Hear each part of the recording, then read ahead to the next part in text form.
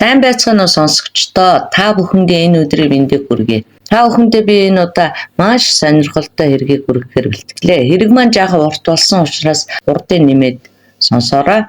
За энэ хэрэг нь Америкийн нэгдсэн улсын Мичиган мужийн Няго гэдэг бяцхан хотод болжээ. Энэ хот нь аялал жуулчил ялангуяа майхантай аялал, ан агнуурын аялалд маш тохиромжтой учраас аялагчид баггүй ирдэг юм байна. Гэхдээ хотын үндсэн оршин суугчид нь маш цөөхөн гинэ. 2020 оны хүн амын тооллогоор ердөө 522 оршин суугчтай гэж бүртгэгдсэн юм байна. 2015 оны 5 дугаар сарын 12-ны өдөр Кони хэмээхээр гэрээсээ гарч явж идэл гинт буун дуу гарсан. Тэр энэ буун дуунаас айж цоцсонгүй. Яагаад гэвэл түүний хөрш Матин байнга шахам ан хийдэг гэж. Гэхдээ Мати ихэвчлэн хагас бүтэнсэн өдөр ан хийдэг байж л дээ. Гэтэл энэ өдөр нь бол амралтын өдөр биш байсан учраас ан хийж байгаад нь гайхсан ч гэсэн өнөөдөр нарлаг сайхан өдөр болохоор Мати маань анд гарсан юм байна да гэж бодоод өнгөрсөн. Тэрээр орой ирээд ан хийсэн сонингийн сонсох санаатай Мати руу залгатал өөрөө ч утсаа авсангүй, эхнэр нь ч утсаа авсангүй. Тэгээд бас мессежэнд нь ч хариу өгсөнгүй гинэ. Ингээд маргааш өглөө нь Кони тэдний хаалгыг тогшоход хинч тайлсангүй. Дотроос нь нохоо уцгаас өөр чимээ сонсогдоогүй гинэ. Ингээд Кони ажил руугаа явчаад өдөөс хойш 3 цагийн үед ирэхэд мөн л хаалгаа тайлахгүй байсан учраас хаалгыг хүчтэйхэн түлхээд орхисон чинь хаалга нь нэгтчихэж. Тэгээ мань хүн явж ороход зочны өрөөнийх нь эд юмс энд тэндгүй хөглөрчихсөн эмх замбраагүй байдалтай байж гинэ. Тэгээд нилээд гайхаад унтлагын өрөөнд нь ороод айсандаа бараг ухаан алдах шахсан. Хөөрхөн Мати цусандаа хутгалдчихсан хэвтэж байв. Гэтэл хүнжилт орнд бас нэг юм байх шиг болохоор нь очоод хүнжлийн сөхөд харсан чинь эхнэр Гэлена нь үс толгойн тэр чигтээ цусанд бодогдчихсан хэвтэж байв. Кони айсандаа муухай хашгираад тэднийхээс гүйж гарлаа. Тэр даруй цагдаа дуудахад цагдаагийнхан ч цаг алдалгүй хүрээд ирж байв. Мати 5 удаа буудуулсан байсан бөгөөд нэг нь яг зүрхэнд нь таарсан байсан. Бас ороод нэлийн удаж байгаа бололтой байв. Гэрт нь нэгжлэг хийхэд орон дээр нь хид хідэн сумны хонгоо бас нэг буудаагүй суманд нүхлэгдчихсэн дэр онгорхой байсан септэнд нь $200 байсан байна. Бас хосуудын гар утсан ч байж иж.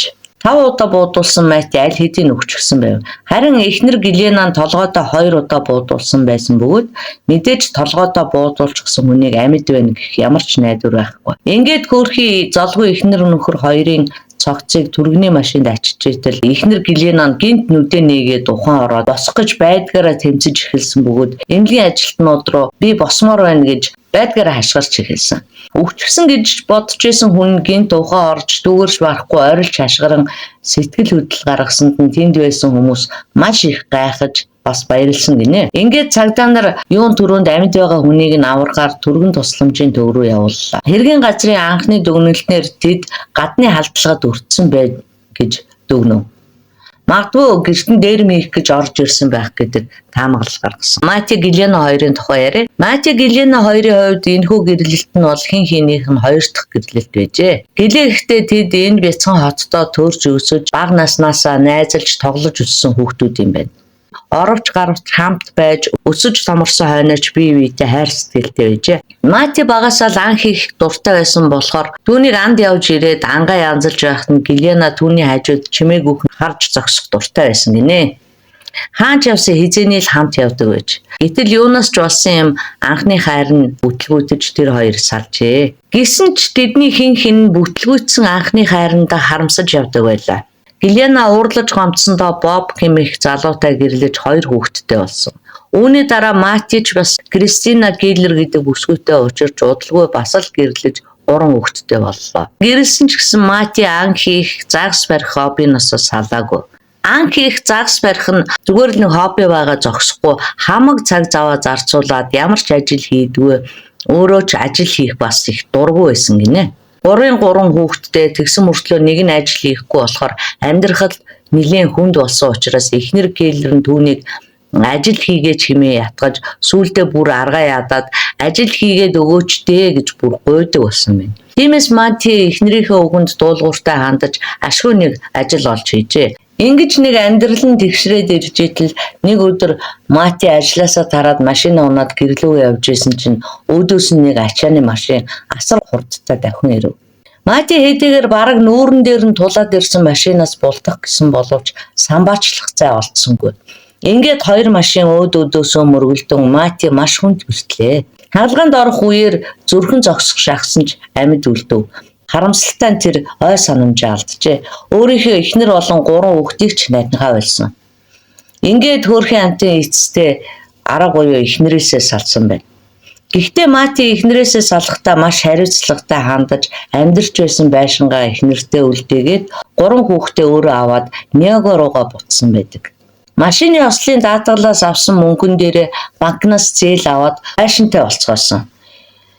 Дараа нь нөхөн сэргээх эмчилгээнд явснаар овоо сүрхээ эдгэрсэн байна. Энэ үед Гэленач бас нөхрөөсөө салаад байлаа.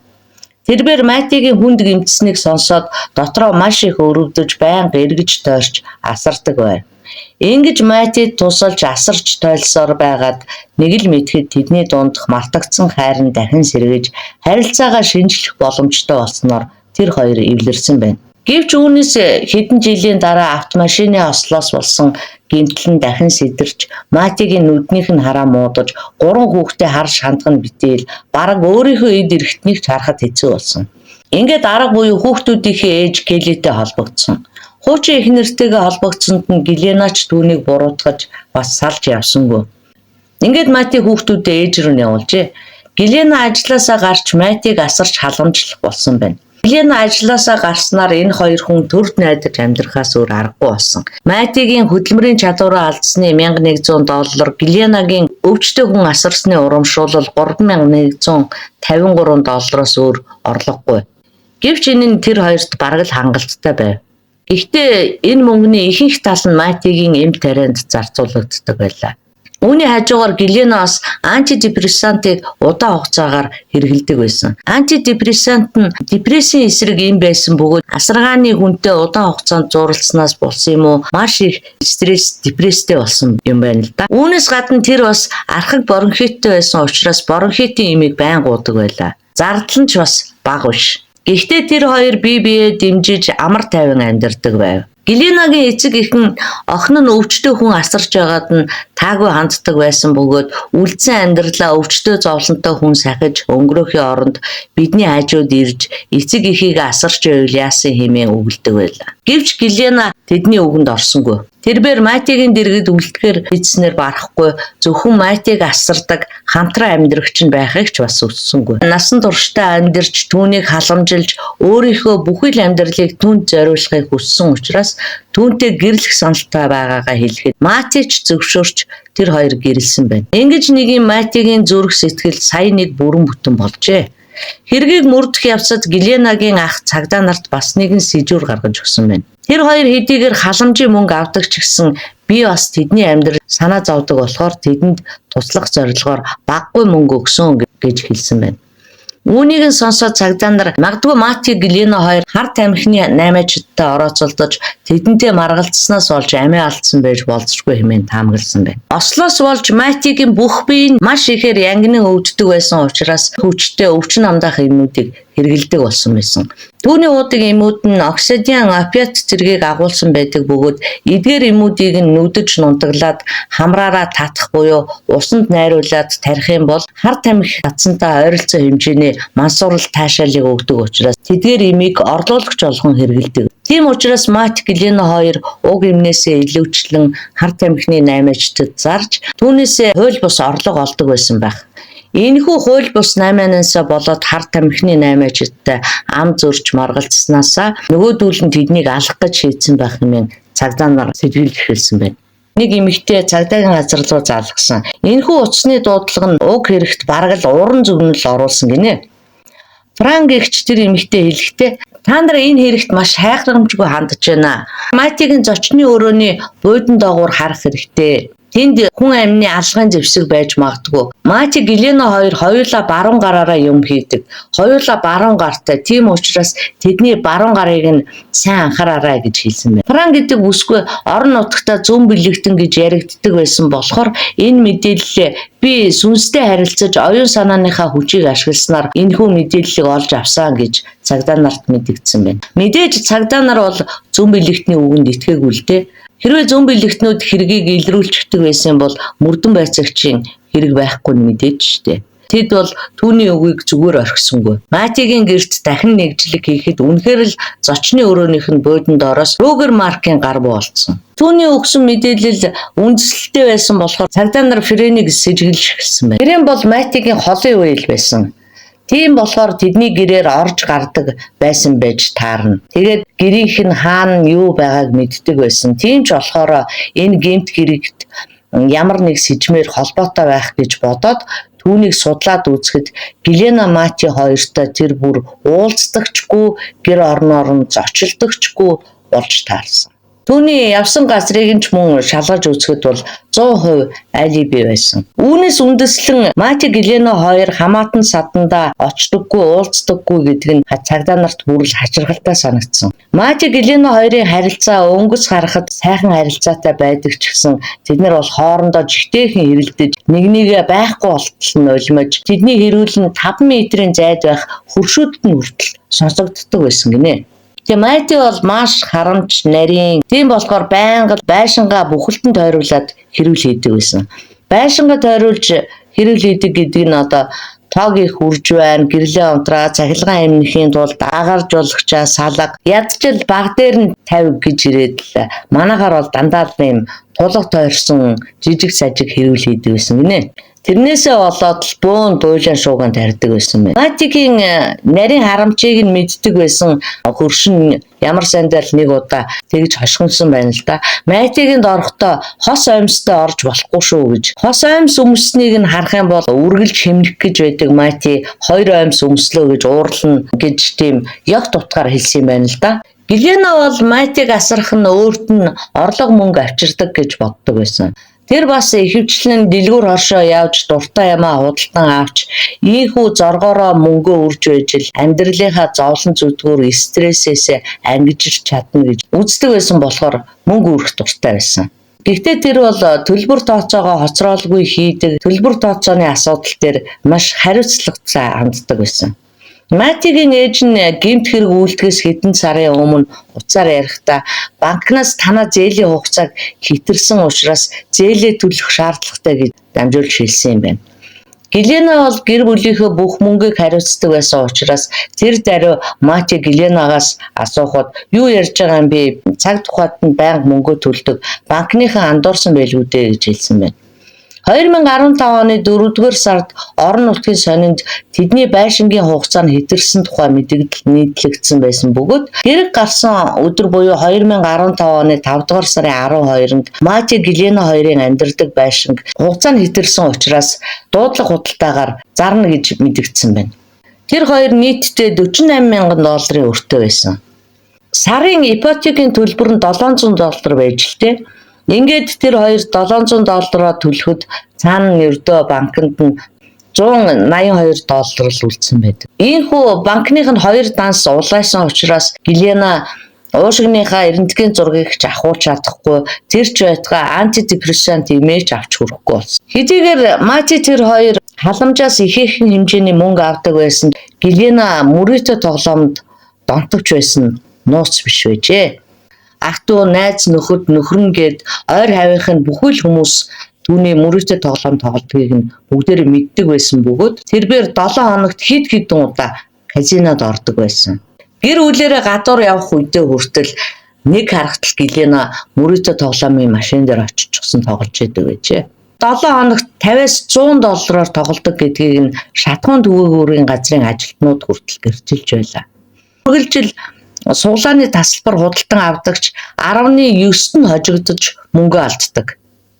2010 онд гихтэл Гэлена $75,000 тоглоомонд алдсан байдаг.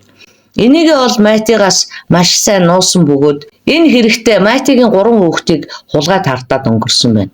Хүүхдүүд л миний банкны картаар нэвтэрч мөнгийг маань авч үрчгээд сэмээрхэн буцаагаад авчираад хийчихсэн байна гэж Матид хэлсэн байдаг.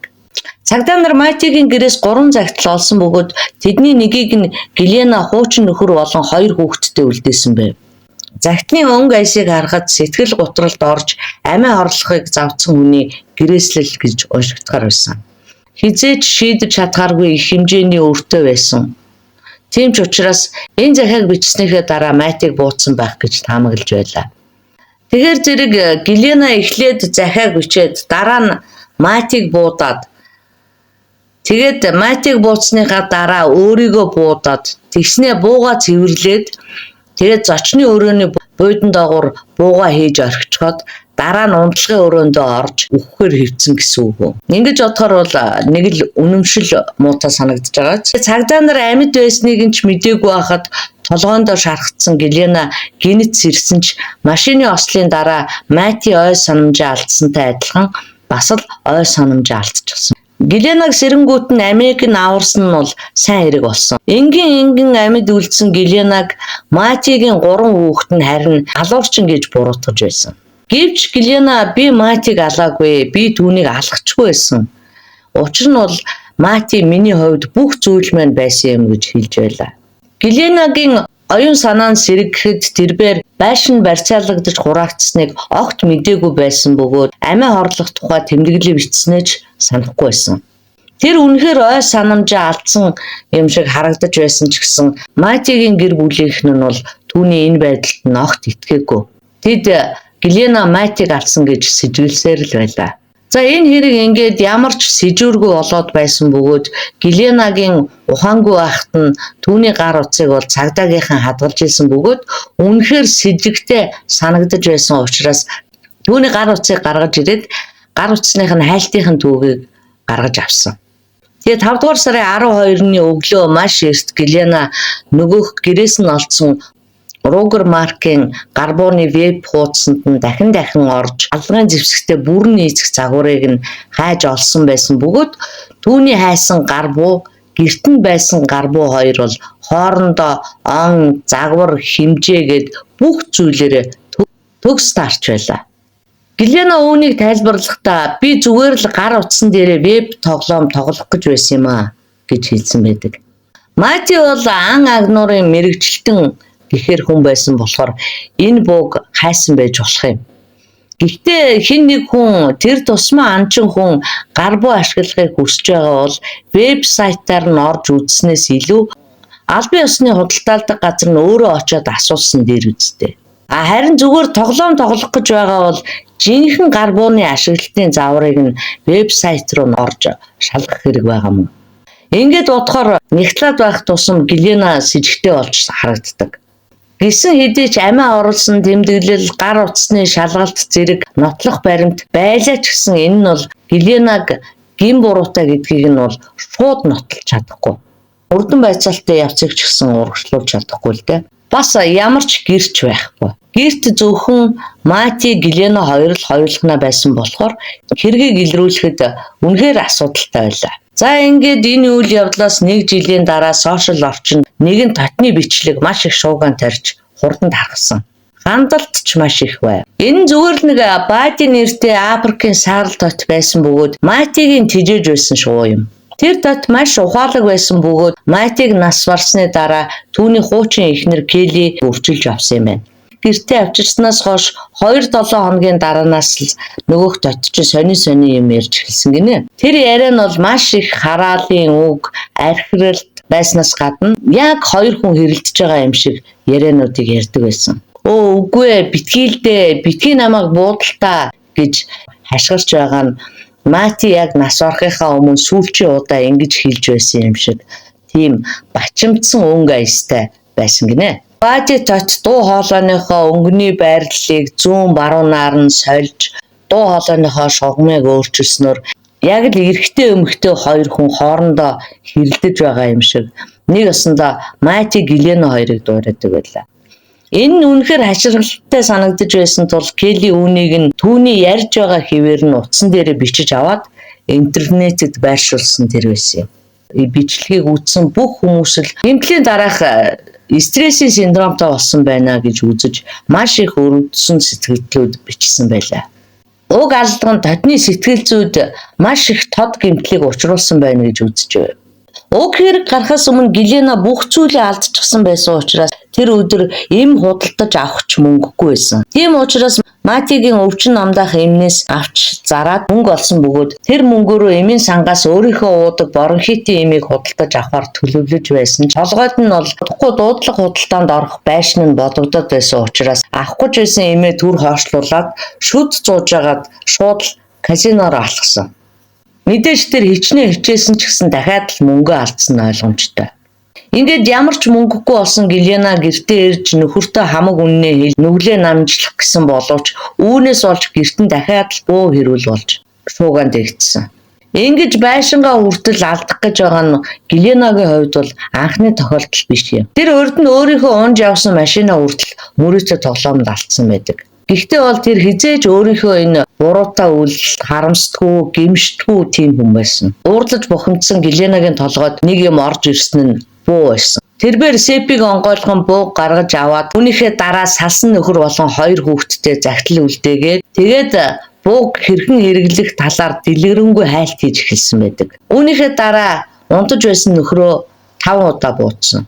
Дараа нь өөрийгөө буутах гэсэн боловч мэдээж өөрийгөө буутахын тулд маш их зориг шаарддаг шүү дээ. Тийм болохоор өөрийгөө буутахаас айсандаа ч юм уу эсвэл төрхөн зур өөр зүйлд сатарснаас ч болсон юм уу болгооруугаа буутахтаа бол алдаж буутсан байдаг. Гэлена өвдөлтөөсөө болж ухаан алдсан байна.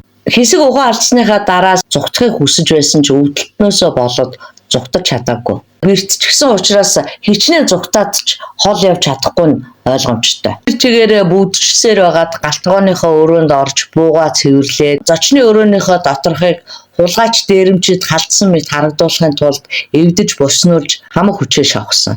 Хэд их цус алдснаас болж түүний толгой нэргэд байсан учраас арай хийж өрөө рүүгээ ороод орондоо хөвтөөд дараа нь багасл ухаан алдчихсан. Гэлена энэ бүхнийг мэдүүлж байхад Баадын нэртэй тотны хийснээр хүмүүст үнэхээр утгагүй сонсогдож байсан. Америкийн нэгдсэн улсад нотлох баримтыг хатуу хязгаарлагдгүй бөгөөд холбогдох дүрм журамд нь нийцж байгаа тохиолдолд бол хэргийг шийдвэрлэхэд туслах зорилгоор ан амьтдыг ашиглах явдал байдаг юм байна. Үүний анхны жишээ нь хэд л дэлхий дээр бол Снупи гэдэг далматын нохой байсан. 2005 оны сүүлчээр Францын Парис хотын захад байх Нантер дүүрэгт настай эмэгтэй цогц олдсон. Уг цогц нь өндрөөс дүүжлэгдсэн байдалтай олдсон учраас мөрдөгчд түүнийг амиа орлсон гэж үзжээ. Гэвч гэр бүлийнх нь бол үүнийг маш хүчтэй эсэргүүцэж байсан учраас хэргийг хааснаас хойш 2 жилийн дараа дахин сэргээж прокурорууд хохирогчийн тижээвэр нохойг шүүх хуралд оролцуулахыг зөвшөөрснөөр Снупи нэртэй нохой гэрчээр орсон юм байна. Тэр нохой эзнээ алагдахын өмнө 1 цагийн турш эзэнтэйгээ хамт байсан бөгөөд малын эмчийн удирдлагын дор гэрчийн байранд түүнийг аваачсан бөгөөд сэжигт түүний өмнө гарч ирэхэд Снупи ихлээд уурлан архирч хуцаж байснаа дараа нь уйлах байдлаар уйлж эхэлсэн байна. Үүнийг нь харсан ерөнхий шүүгч Томас Като Снупигийн энэхүү үн цэнтэй гэрчлэлийг нь маш их үнэлжээ. Ийм учраас тотны гэрчлэлийн тухайд энэ нь бол шин зүйл биш юм. Харин Британийн болон Америкийн хууль тогтоомжинд тоттой холбоотойгоос гадна ер нь амьтны гэрчлэл нь жаахан асуудалтай байдаг юм байна. Яагаад тэгэхээр Англи болон Америкт шүүх хурал дээр гэрч нарт шууд үг хэлэх зарчмыг баримталдаг учраас гэрчүүд мэдүүлэг өгөхийнхөө өмнө, байцаалт өгөхийнхөө өмнө, хөндлөнгийн гэрч болохынхоо өмнө заавал Библийн судар дээр гараа тавьж тангараг өргөдөг. Гараа тавьж тангараг өргөхгүй бол мэдүүлэг нь хүчингүй болдог. Тийм болохоор тухайн иргэн прокурор нь хэрэг шүүгдсэний дараа тотыг Библиэлд тавхаага тавиад тангараг өргөх нь юу юм? Энэ бол маш хэцүү асуудал гэж хэлсэн байна. Гэхдээ л ёс бол ёс. Тийм учраас Байдигийн өмнөөс чилж авсан ээж Кристина Келлер түүний гэрчлэлийг үнэн зөв гэдгийг нь баталж тангараг өргөсөн байна. Энэ үйлдэл нь бол дээр дурдаад байсан нөгөө холбогдох хууль тогтоомжинд нь бол нийцж байгаа юм байна. Тус шүүх хурал дээр Гэленагийн мэдрэлийн мис заслын эмч нь ирж мэдүүлэг өгсөн бөгөөд тэрээр хэлэхдээ Гэленагийн гавлын ясны баруун талд чихнийх нь хажууд байсан 2 бууны шарх нь түүнийг ухаан алдахад хүргэсэн байж магадгүй. Гэхдээ энэ шарх нь хизээч үхэлд хүргэхгүй гэж баталсан байна.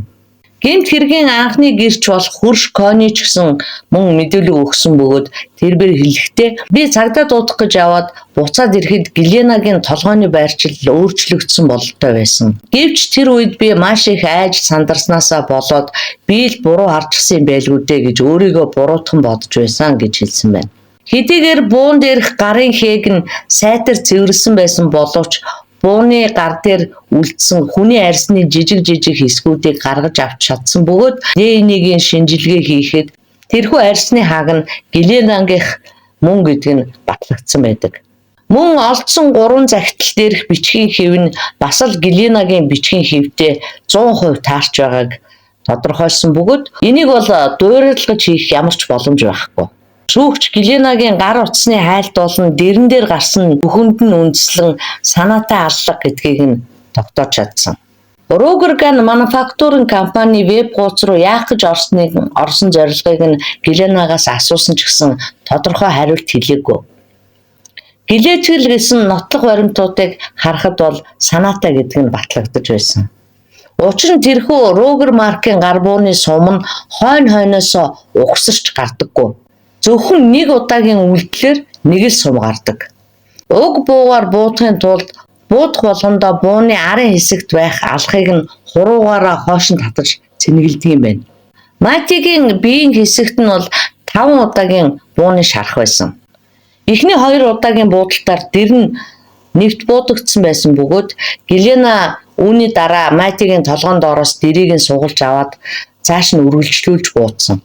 Энэ болгондоо гохыг нь татаж цэнэглээд байсан гэхээр Гелена аллагыг хийхээс өмнө аль хэзээний сайтар бодож төлөвлөсний эцэст үйлдсэн гэсэн үг юм. Юу гэсэн үг вэ гэхээр Гелена нэг буудчихад дараагийн сумаа цэнгэлэхийн тулд тэгэхэд тэр хооронд бол за би ч н одоо буруу юм хийж шүү. Одоо энийг болиё гэд болж болох байсан бодох тийм чөлөө гарч байсан. Гэтэл тэр бол энэ чөлөөг ашиглаагүй. Тэгэхээр зэрэг энэ нь бол санаатай үйлдэл гэдэг нь харагдаж байгаа юм. Гэрч болох бади тотны тусламжтайгаар тангарагтны шүүхийн бүрэлдэхүүн хэдэн цаг хэлэлцсэний эцэст Геленаг буруутай гэж үзэн түүнийг давж заалдах хэрэггүйгээр бүх насаар нь хорих ял оноосон байна. Хөөрхий бади тот уг гэмт хэргийг нүдэрээ харж зүрхэндээ хадгалж амаараа хэлсэн. Эцэст нь энэхүү хэргийн учир ингэж тайлагдсан байдаг.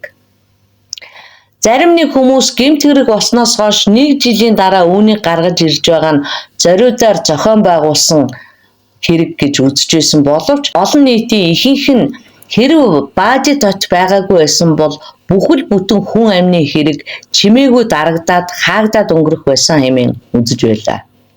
За сонсогч та бүхэн маань үүн дээр ямар санаа оноотой байна? Тэрийгээс комент хэсэгт бичиж үлдээгээрэй. За ингээд энэ удаагийн хэрэгт хамт байсан сонсогч та бүхэндээ баярлалаа.